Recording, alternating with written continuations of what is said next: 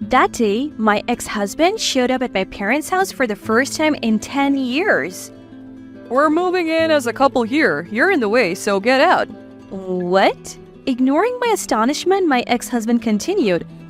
My wife, Maria, is pregnant, you know. Yeah. My ex-husband had left me 10 years ago for a junior colleague.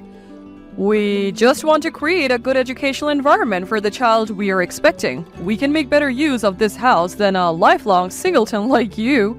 He showed up after 10 years, selfish as ever. Then he threw those incredibly rude words at me, and I just sighed and shook my head. You've got to be kidding. That's impossible. Huh? You're not even listening to me. Ted, do you even know who lives in this house now? As soon as the figure appeared behind me, my ex-husband turned pale and started trembling. Who is this guy? At that moment, my ex-husband realized he had dug his own grave by carelessly returning. My name is Jennifer. I turned 45 this year. I'm an employee at a restaurant. I seem to be well regarded at work, making steady progress among my peers. I live a peaceful life now, but it took several years and many experiences to get here. The most significant event was divorcing my then-husband, Ted. The reason was Ted's affair. He eloped with Maria, a junior at my company. Maria seemed like a sweet junior at face value, but she coveted what others had. Moreover, she desired anything she deemed valuable, whether it was people or objects. Ted, on the other hand, was friendly and approachable. I was drawn to these qualities in him. Ted took a liking to me as well, and we started dating, introducing him to my family after a while. We were already considering marriage, so we decided to make formal arrangements. My parents and sister liked Ted, and he was charming with them, but then he caught Maria's eye at work. Maria, who was passing by while we were talking at the rest area, looked surprised when she saw Ted's face. Maria was surprised when she saw Ted, as they had known each other from high school and college. Maria started to intrude on my relationship with Ted, joining us not just at work but in our private lives too. I grew suspicious as Ted and Maria's interactions continued even after our marriage, and their behavior became increasingly odd. They would excitedly discuss topics unknown to me or sneak off together. Ted, did you go out with Maria yesterday? I wish you had told me. I'll let you know next time. Ted's distant response gave me a bad feeling. Later, a co-worker invited me to dinner and revealed a shocking truth. Apparently, Ted was entering a hotel with another woman arm in arm. I didn't want to believe it, but when shown photos by my co-worker, I recognized Maria. I had no choice but to believe it and asked my co-worker to send me more photos. That very day, I confronted Ted. What is this, Ted? You and Maria are in these photos. It's, well... Ted stumbled over his words, unable to give a straight answer. I turned a blind eye to your outings as colleagues, but I never thought you would betray me like this. So, that's, well... The two of you were making a fool out of me, right? Enjoying your dates while excluding your wife? As I pressed on, Ted hung his head in silence and eventually stopped responding altogether. The next day, Ted disappeared as if he was running away. When I woke up the next morning, Ted was nowhere to be found. I called Maria, suspecting something, but got no response. It was 3 days later when I found out Ted and Maria were together. A completed divorce application was sent to the house I lived in with Ted, and around the same time, I received an email from Maria. And in that email from Maria, there was only this one line. Jennifer, I'm sorry. I'll be happy with Ted. A single email like this was, of course, not something I could accept. But I had no way to protest, so I didn't know their whereabouts or how to contact them. It seemed Ted had also resigned from his job, so I lost that connection too. Feeling utterly helpless, I eventually agreed to the divorce. For a while after that, I was in despair and couldn't recover. I couldn't believe my husband had run off with a junior colleague. I couldn't accept that reality. But I couldn't stay down forever, so I decided to channel my unresolved feelings and frustrations into my work. Immersing myself in work allowed me to forget about Ted and Maria. Fortunately, my contributions to the company were recognized, and I was given a higher position. I was blessed with good relationships, and within 2 to 3 years after Maria and Ted eloped, I started to live a stable life. Now, 10 years after Maria and Ted disappeared from my life, Something happened on a day I had off from work. I woke up late in the morning and was just about to get out of bed to make some food when my mobile phone placed by my pillow suddenly rang. It was a call. Looking at the screen, I saw an unregistered number. Normally, I wouldn't answer, but I impulsively picked up, still groggy from sleep. Hello? As soon as I tentatively spoke, an unexpected voice came from the other end. Oh, Jennifer, long time no see. It's me, Ted. How have you been? Glad you're still using this number? Ted? It was my ex-husband, Ted, on the phone. I was so surprised I almost fell out of bed. Ted, what the? Why are you contacting me now after 10 years? Cold, aren't you? Whether it's 10 years or 20, we're still exes, right? I thought I would reach out. Ted said this laughing as if nothing was wrong. His attitude, laughing it off as if nothing had happened, reignited the anger I thought I had forgotten. What do you mean by exes? Are you out of your mind? I'll ask you again, why are you contacting me now? Hey, calm down. You always get irritated so easily. That hasn't changed. Ted's casual tone, as if he was mocking me, only made me more irritated. Though I didn't say it, perhaps sensing it over the phone, Ted finally got to the point. All right. You're living in your parents' house now, right? Can you pack your stuff and leave soon? Sorry it's sudden, but Maria and I decided to live there. I couldn't make any sense of it. How could anyone think like that? The thing is, Maria and I got married. She's recently pregnant. We want to create a good environment for our child. So you're telling me to leave? Of course, you won't refuse, right? I'm actually being nice here. If you stay there forever, you can remarry. I felt a headache from the anger and disbelief. To think he would contact me after 10 years with such an absurd request? Indeed, as Ted said, I had returned to my parents' house. I don't know how he found out, but that's a fact. You think I'll agree to such a thing? Huh? Why should I happily vacate my parents' house for you two? Are you stupid? You must be. As I sharply retorted, Ted seemed to get upset and snapped back in a harsh tone.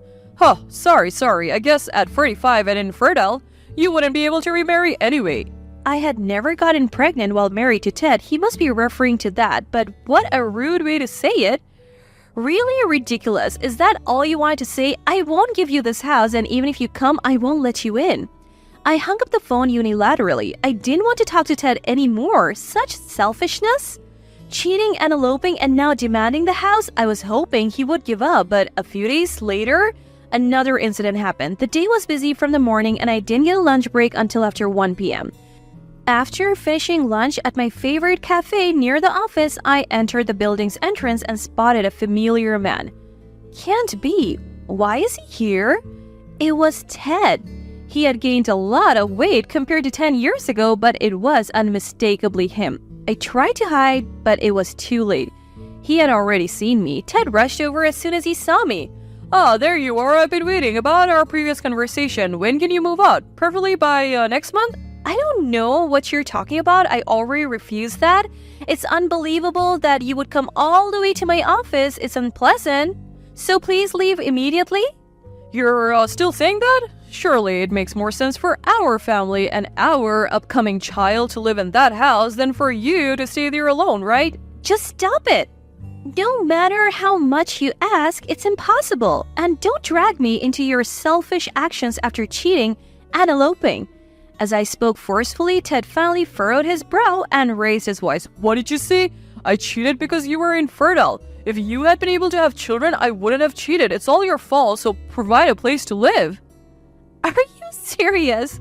This is too ridiculous. I have work and need to go. If you stay here any longer, I'll call security.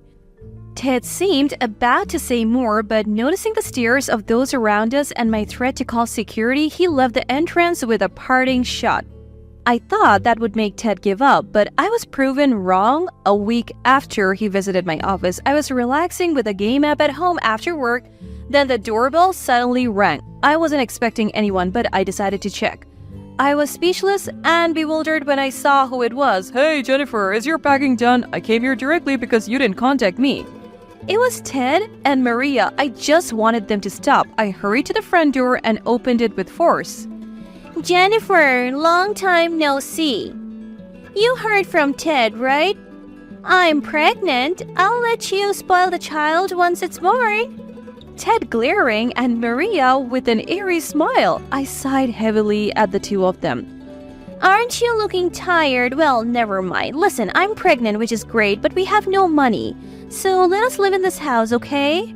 Maria said, looking up pleadingly. Then Ted chimed in. Also, I recently realized this house isn't yours, right? Are your parents inside? Let me talk to them. It's their first grandchild, after all. They'll surely welcome us. Ted's selfish words made me burst out laughing. He didn't know. Why are you laughing? That's rude. Hurry up and call your father and mother. Huh? Do you really not know who lives in this house? Your so-called mother and father aren't here anymore? Huh? Indeed, my parents no longer live here. After I returned home following the divorce, my parents gifted me this house and moved to live near my mother's childhood home. So I'm the owner of this house. When I revealed this fact, both Ted and Maria's eyes widened in shock. Understand, this house is mine and I have all the decision-making power. Your selfish plans end here. I clearly stated my position, but Ted still persisted. Then, how about you let us move in with you? Come on, let's live together like old times, the three of us. It'll be great. Ah, that's a great idea. Jennifer, it must be lonely living in such a big house all by yourself, right? If we live together, everyone will be happy. The two of them, still stuck in their selfish plans, came up with this absurd idea. As I was about to retort in dismay, someone called out from behind me. What's all this noise, Jennifer? Something going on? Seeing the person who appeared behind me, Ted and Maria suddenly fell silent and turned pale. Are you serious? Who is this guy? Sorry for the noise, but you have come at just the right time. See, these are the ex-husband and junior colleague I told you about. It was my current husband, George, and in his arms was our son. George looked at Ted and Maria, grunted, and then greeted the confused pair. Good evening. You must be Ted and Maria? I'm Jennifer's husband, George, and this is our son. Cute, isn't he? Ted and Maria were at a loss for words. They were clearly shocked. In fact, I had remarried. I met George through a friend at work a year after divorcing Ted. Things progressed quickly with George and we married in less than 6 months. Soon after, I became pregnant with our son. Now, I balance work and homemaking. George helps with housework and childcare, so I've been able to advance smoothly in my career. I think you can see now that there is no room for you two in our lives. My husband, son, and I are a happy family of 3. What, Jennifer? I thought you were infertile. It can't be. Are you lying? Ted sat down, holding his head. How could you, Jennifer, marry such a handsome man? That's not fair. Not fair. Maria stamped her feet in frustration. Then George looked down at them with a cold gaze and said, Whatever you two think, that's the situation. Now please leave. If you ever come near my precious family again, I'll call the police. Got it? Scared by George's presence and the mention of the police, Ted and Maria fled, faces still pale and with a pitiful shriek. 2 days later, Ted called me again, wanting to end this once and for all. I was about to hang up and block his number, but after being harassed at work, I decided to listen to his final say and answered. What do you want now? George already told you to stay away, didn't he? Don't say that, please. Maria and I have nowhere to go. We're living in a hotel and we're out of money. We can't even return to our parents' homes. Ted said that after they eloped, they resigned from their jobs and lived off part-time work. But after Maria got pregnant, Ted had to cover all the living expenses, leading to financial and physical hardships. Remembering me, they planned to sweet-talk me into leaving my house. However, their plan failed due to George and our son's presence. They tried relying on Ted's parents, but they had been disowned after the elopement scandal 10 years ago. It's a natural reaction. Please, I'll do anything to make up for what happened 10 years ago, so... It's too late now. Goodbye. After hearing his troubled state, I hung up and blocked his calls and emails. This was the last time Ted and Maria appeared before me. Later, I heard from a mutual friend that Ted, undeterred, cheated again. It turns out Maria's pregnancy was a complete lie, a ruse to get me out of the house. Ted, unaware of the truth, felt betrayed when he realized there was no pregnancy. He had eloped for a child, and with no child in sight, he saw no need for Maria.